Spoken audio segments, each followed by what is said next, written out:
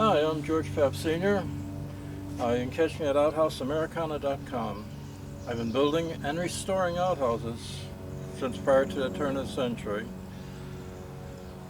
There's a lot that can be learned from outhouses, and you'd be surprised, not just from the outhouse itself, but from the people that use them, and that's very important to me.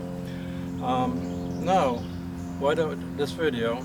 Well, I have a few questions. Number one, should the toilet paper actually come down from the top of the roll, or should it come from the back? Get into a lot of arguments with that.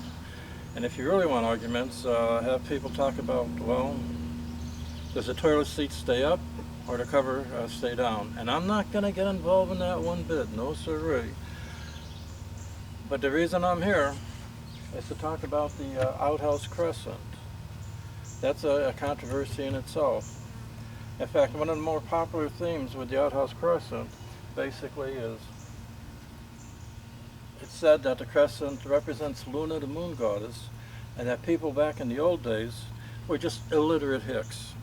And to these illiterate hicks, whenever they saw a moon, they always thought about women folk, and therefore, if you saw a crescent on the outhouse door, well, it had to be a woman's outhouse.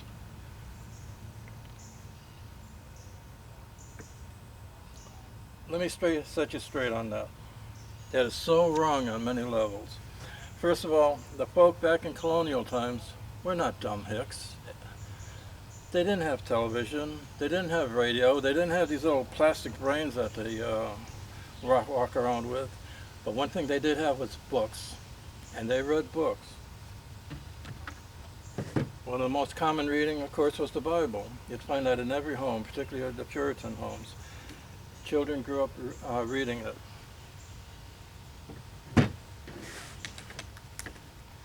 We had one-room schoolhouses all over the place. There was one a quarter of a mile down the road from where I live here. Half a mile down this way was another one. And this town had a tremendous number of one-room schoolhouses. Now, some of them may have had 2 or 3 rooms, but you know, you get my drift there. They learned, and most of them stayed in school long enough to at least read. And therefore, they didn't need to have kind of silly convention denoting females. In fact, they didn't care about the Greek myths back then. They're so geared to the Bible. Here's one of the readers they used. John Payne's Common Sense. Did I say John Payne? Well, it sold about 500,000 copies in the first 6 months of publication. In a population of 2.5 million, that's a whole lot indeed.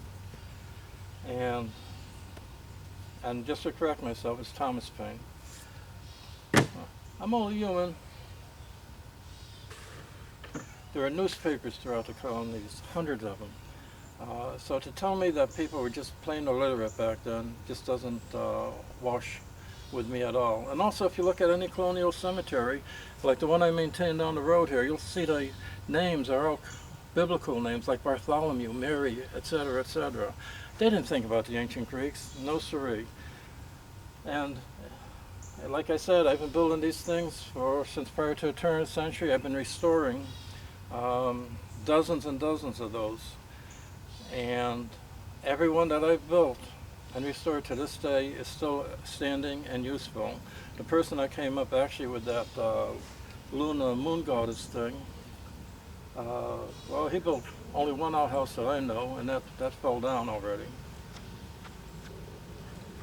Another reason people say we need the moon is to let in light and air. It seems kind of logical. Only thing is, it's in the door. That's the worst place you want to let in light and air, because it also lets in people's eyeballs too. You can look right in. And if the crescent is right about here, you're not going to expel as much as you can. If you want to let in a lot of air and light, you go closer to the top. A little more privacy, plus hot air rises, so you're going to get all that stink coming out of the top. And if you just have a lower vent, it's not going to work. For instance, in the old days, in most of my restorations, you'll find a little window. that it opened, and I was just surprised at that sophistication back in the 1700s. But most of them had a little window, or other ones had a little a diamond-shaped opening to use, and they were normally closer to the top because you do that, it's not going to let in as much rain or snow, and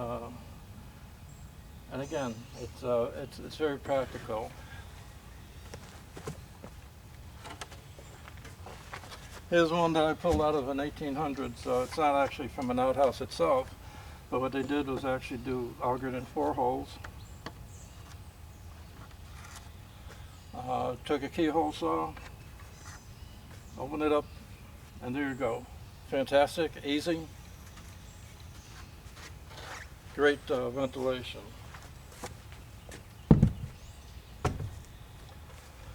So, if it's not a representation of Luna, the moon goddess, and it's not really intended for light and air, what could it mean? Well, you have to look at the outhouse itself. They're very functional structures. People didn't spend a lot of money on them because they thought after a few years they were going to have to tear it down and build a new one, and they basically used scrap lumber and what they had laying around to build them. For instance, in this one, they used leather strips as hinges. Worked fine. You have an old halter somewhere, use that for your hinge, fine. And you don't have to bother a blacksmith or pay a blacksmith to make it. With a little peg here, help keep the door open and closed. Oh, excuse me, how rude of me.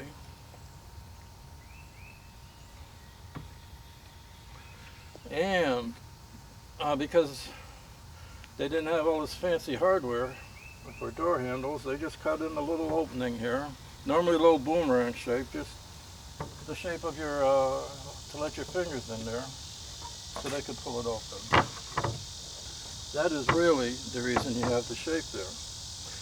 But because this particular type of door handle, so to speak, became synonymous with the outhouse, when people came to a farm and they saw a little crescent opening on it, that indicated to them, yes, that is the outhouse.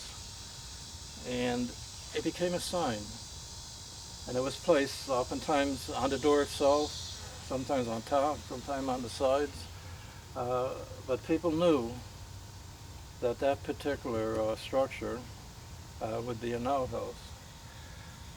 Now over time, you have folk like me who become scarce, and I'm sure I'm going to become scarce someday too, and no one will ask me what the heck that means, which is one reason I'm recording this.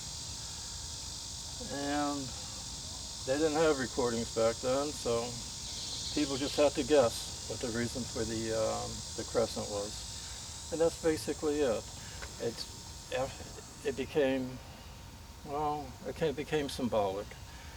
And I guess if you wanted to represent your moon goddess, or trying to be an outhouse for your moon goddess, so be it.